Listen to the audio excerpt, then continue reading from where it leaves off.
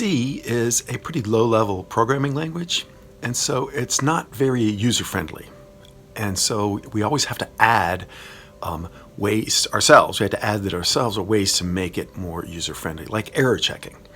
If you have a program, the user inputs something wrong, you need to intentionally check whether or not they entered the right thing or not. It's not very user-friendly that way. So that's what this video is about. It's about making an error checking program. But that's not really what it's about. We're going to learn a new control structure, the if-else statement. So that's kind of what this video is about. We're going to start we're not going to start from scratch. We're going to start with an existing program, the average_argv program. We go into Finder, we find that folder. In C code, we make a copy of it. We change its name to average_err for error. We go in there, we erase the executable, and we change the C name to average_error.c. And we double click on it, and it comes up in Xcode. All right. That's the starting point. We're not going to do much to this code.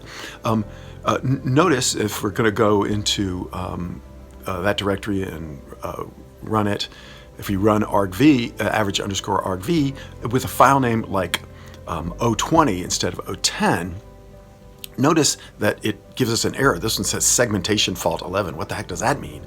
Well, it means it can mean all sorts of things might have happened, but it certainly didn't mean it didn't. One thing it means is it sure didn't work, right? And it didn't give the user feedback as to what they did wrong. They just entered a file that doesn't exist. So we need to come up with a way to tell the user, hey, that file doesn't exist. Enter a legitimate file name. Okay, so so that's what we're going to do in the code here in average_error.c. Right beneath the fopen command, we're going to check if fopen worked. If fopen worked, and there's a file there. And the way to do that is with the if statement, if, and then open parentheses, and then there's a conditional statement, not too dissimilar from the while conditional statement, right? We're going to check a condition, and so the condition is if FP $= null. So $= means is equal to. If you need more information on all the relational and mathematical operators, there's that other video that you can go see. And this is checking if FP $= null. If there's no file, FP comes back null. Null is a character, kind of like EOF, if you remember that character, that's predefined and means there is no file, is what it means. So if there's no file, then you do what's inside the curly braces after the if statement, which is just tell the user, print out a command saying, hey user, there's not a file there. Close the file, and then that's it. That's the end of the program.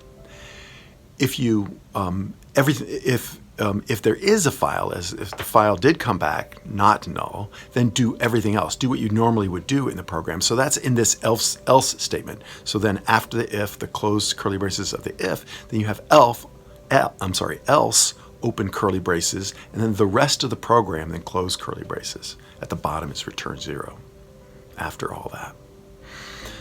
Right? So so that will help the user. If the user enters the wrong name, it'll just drop out, and they'll have to rerun the program with the right name. Right? One key to this if-else statement is indenting. You may not have noticed it yet, but I indent every time there's a control structure, a while loop, a for loop. I indent everything that's on the inside, everything that's inside the curly braces. I indent that a little bit. In fact, the whole main program itself is indented from the left side of the file. And at the very, very end, under the return 0 statement, you have the curly brace that closes up main, and that's on the far left. So everything else is indented in. C programming doesn't care about indenting, and in many cases, they don't care about where a space is or tab or anything like that. So, so it doesn't have any effect on the operation of the code. In fact, if somebody wants to write code that just obfuscates what they're doing, they just write it all on one line with semicolons between lines, and it's really hard to read. And so there are ways to make code unreadable if you're trying to do that. It's some kind of company, making a program uncopyable or something like that. But normally we want other users other programmers to be able to understand what we're programming and what we're writing. And so the indent really helps. It also helps us troubleshoot the program. One thing that happens a lot of times is that the curly braces, you put an open curly brace, but you don't put a closed curly brace. And that's like not an uncommon error.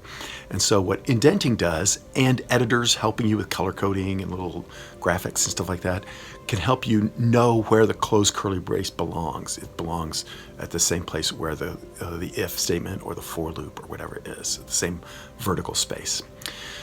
That really helps troubleshooting, and it really helps other users know what you're doing. So then we go into average error, the directory, at our terminal, and then we compile and run it, and then we give it o20 .txt, and instead of giving a error, a segmentation fault, it says, hey, there's no file there, and it ends. Then we say average /average _err space o10.txt, and lo and behold, it runs that code just fine, that file just fine. So that's it. That's all. That's the thing that for error checking. Now, we really learned about the if-else statement. There's actually all sorts of combinations of that. You can have if with no else. You can have if, then else if, then else if, then else, right? There's all sorts of permutations of that. This is sort of the simplest case where you have if and else, and that's it. So, but just know that there's all sorts of ways to do the if and else control structure.